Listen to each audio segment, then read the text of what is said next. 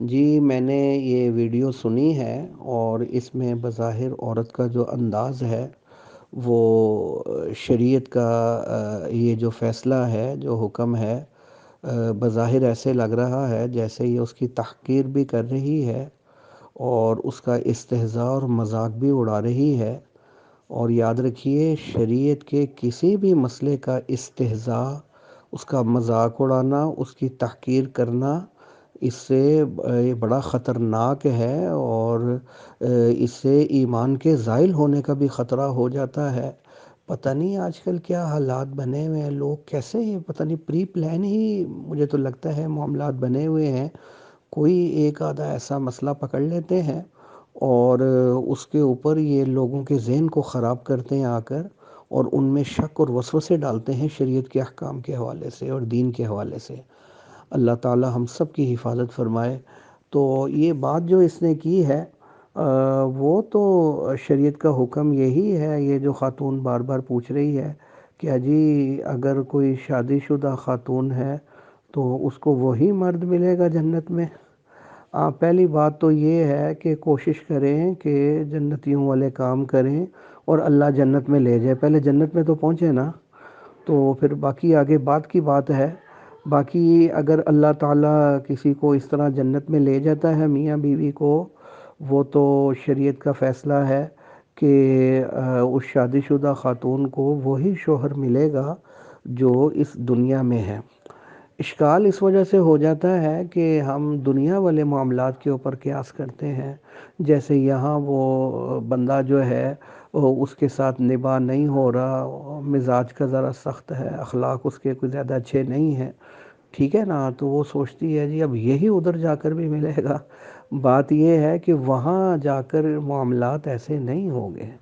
ہم ادھر کی زندگی کو ادھر کی زندگی پر قیاس کرتے ہیں نا، ادھر سے گڑبڑ ہو جاتی ہے ساری۔ بھی وہاں کے حالات اور ہوں گے، وہاں کے معاملات اور ہوں گے، وہاں یہ اتنا حسن اللہ تعالیٰ مردوں کو اور عورت کو دے دے گا، اور اس کے بعد اس کی توجہ ہی کہیں اور نہیں جائے گی، اور ہر بندہ جو ہے وہ جوان ہو جائے گا جیسے حدیث کے اندر آتا ہے، اور 100 مردوں کی طاقت آ جائے گی بندے میں۔ اتنی اللہ تعالیٰ اس کو طاقت عطا فرما دیں گے، اور انتہا درجے کا حسن آ جائے گا۔ اور یہ جو دنیا والے لڑائی جھگڑے اور پریشانیاں تھیں، اس کے بارے میں اللہ کیا فرماتے ہیں؟ وَنَزَعْنَا مَا فِي صُدُورِهِم مِّن غِلٍّ، ہم جنت کے اندر یہ جتنا بھی بغض، کینے، برائیاں ہوتی ہیں نا، یہ ساری نکال دیں گے۔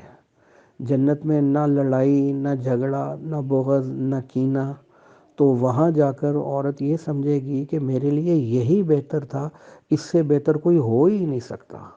بھی اللہ ہی ایسے ذہن میں ڈال دیں گے کہ اس کو کہیں اور بہتری نظر ہی نہیں آئے گی، ورنہ وہ جنت بھی کیا جنت ہے کہ جنت میں بھی چل جائے پریشان بھی رہے۔ تو کل 3 عالم ہے، وہ ایک جہنم جہاں پریشانی ہی پریشانی، ایک دنیا جہاں پریشانی بھی آتی ہے، اچھائی بھی آ جاتی ہے، دونوں طرح کے معاملات چل رہے ہوتے ہیں، اور جنت میں کسی قسم کی کوئی پریشانی، کوئی تکلیف، کوئی اکتاہٹ، کوئی پریشانی، کوئی کسی قسم کی کوئی تکلیف نہیں ہوگی۔ وہاں وہ اسی کو سب سے بہتر سمجھے گی، اسی کو بہتر سمجھے گی، ٹھیک ہے نا۔ ہمارے حضرت شیخ الحدیث حضرت صوفی سرور صاحب رحمۃ اللہ علیہ جی وہ ایک اور انہوں نے اشکال کیا تھا، وہ یہ کہ جنتی جو ظاہر درجات ہوں گے، ایک نچلے درجے کے اعمال والا نچلے درجے میں، پھر اس سے اوپر، پھر اس سے اوپر، پھر سب سے اوپر۔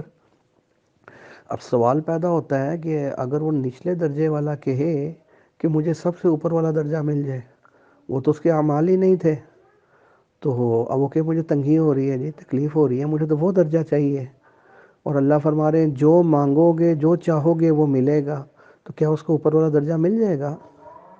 تو اس کا جواب حضرت نے دیا، وہاں یہ ذہن میں بات ہی نہیں آئے گی۔ پہلے جنت میں تو چلے جاؤ نا، تو وہاں انشاءاللہ جاؤ گے نا، وہاں یہ دل میں بات ہی نہیں آئے گی۔ وہاں یہ جو درجہ جس میں بیٹھا ہوا ہے، جو نعمتیں اس کو ملی ہوئی ہیں، وہ سمجھے گا کہ میرے لیے یہی بہترین ہے، دوسری طرف ذہن ہی نہیں جائے گا۔ مان لگے جیسے مجھے، اب وہ حضرت فرمانے لگے مجھے جو ہے نا وہ پسند ہے، مثال کے طور پر ماش کی دال۔ اب کسی کو بکرا روز پسند ہے، کسی کو چکن روز پسند ہے، کسی کو مچھلی ہے، لیکن مجھے دال پسند ہے۔ اب جس دن دال بنتی ہے میری موج ہو جاتی ہے، میں کہتا ہوں میرے لیے یہی بکرا روسٹ ہے جی، مجھے اس سے اچھی چیز کوئی نہیں لگتی۔ اسی طرح جنتی کو جو ملے گا، بھلے اس سے اعلیٰ اعلیٰ نعمتیں اوپر ہوں، لیکن وہ یہ سمجھے گا اللہ تعالیٰ دل میں ڈالنے والا ہے میرے لیے یہی بہتر ہے۔ اسی طرح یہ خاتون سمجھے گی میرے لیے یہی بہتر ہے، اس سے بہتر چیز میرے لیے ہو ہی نہیں سکتی تھی۔ بس اللہ تعالیٰ ہم سب کو دین کی صحیح فہم عطا فرما دے، اور شریعت کے احکام پر عمل کرنے والا اور اس کو ماننے والا بنا دے، اور تقوی والی زندگی عطا فرما دے۔ بالکل غلط کام کر رہی ہیں، لیکن آپ نے وہ مجھے 72 حوروں والی بات نہیں بتائی کہ وہ 72 حوروں کا جو بتایا گیا ہے مردوں کے لیے وہ کیا ہے، کیا وہ عیاشی نہیں ہے وہاں پہ؟ اور تو کچھ نہیں بتایا کہ نہ شاپنگ مال ہے نہ لائبریری ہے۔ عورتوں کے لیے کیا ہے؟ فار ایگزامپل میں بہت اچھے کام کرتی ہوں، سارے اسلام کے رول فالو کرتی ہوں، میں جنت میں جاؤں گی، مجھے وہاں کیا ملے گا؟ آپ جنت میں ان 72 حوروں کی سردار ہوں گی، اور جو شوہر آپ کی زندگی میں تھے وہی شوہر آپ کے وہاں پہ رہیں گے۔ اگر آپ کے شوہر بھی اچھے کام کرتے ہوں گے، اگر دونوں آدمی جنت میں جائیں گے تو ظاہر بات ہے آپ ان حوروں کی سردار رہیں گی۔ اور دیکھیے وہ عیاشی نہیں ہے، ایک چیز میں آپ کو بتا دوں، یہ پھر وہی بات آتی ہے جیسے میں نے جواب دیا کہ یہ دنیا کے اندر ان اچھے اعمال کی جزا ہے، ان اچھے اعمال کا سب، وہاں عیاشی کا تصور بھی نہیں کر سکتا آدمی۔ دیکھیے وہاں جو ہے شہوت جیسے دنیا میں آدمی پوری کرتا ہے، وہاں شہوت کا وہ طریقہ نہیں ہوگا، نہ وہاں کوئی ناپاکی ہے، نہ وہاں کوئی اس طرح کی کوئی چیزیں ہے، نہ وہاں آدمی کا من اس طرف جائے گا۔ وہاں تو جنتی صرف ایک چیز کو سوچے گا کہ اللہ کا دیدار مجھے کب ہوگا، اللہ کا دیدار نہیں مجھے کب ہوگا۔ مولانا صاحب، مردوں کے لیے 72 حوریں اور عورتوں کے لیے وہی والا شوہر جو یہاں پر ہے، یہ تو بڑی غلط بات ہے۔ عورتوں کو بھی اچھا تو کوئی چوائس دیجئے نا، عورتوں کے لیے بھی کوئی اٹریکشن رکھیے، کیا عورتوں کا دل نہیں ہے؟ یہ کیا بات ہوئی؟ عورتوں کے لیے وہی شوہر، اگر شوہر کے ساتھ نہ بنتی ہو، بے شک بہت نیک ہو، لیکن اس دنیا میں شوہر نہ پسند ہو، کسی طریقے سے اس کے ساتھ جو ہے گزارا کر لیا، وہاں جا کے پھر وہی گلے پڑ جائے گا، یہ تو عجیب سی بات ہے۔ اور اچھا آپ لوگ مجھے 72 حوریں لے کے گھومیں گے، اور ہمارے یہاں تو مولوی بہت کہانیاں بتاتے ہیں 72 حوروں کی کہ کس طرح کی ہوں گی، ایسی حسین ہوں گی، ایسی ہوں گی، تو مطلب یہ تو بڑی ناانصافی ہے۔ دیکھیے یہ سوال مجھ سے نہیں بنتا، یہ سوال مجھ سے نہیں بنتا، یہ سوال آپ اللہ سے کیجئے جس نے جنت میں مسلمان کے لیے یہ چیزیں رکھی ہیں، یہ سوال اللہ سے بنتا ہے۔ کیونکہ نعوذ باللہ میں تو دین کا خالق نہیں ہوں، میں تو قرآن اللہ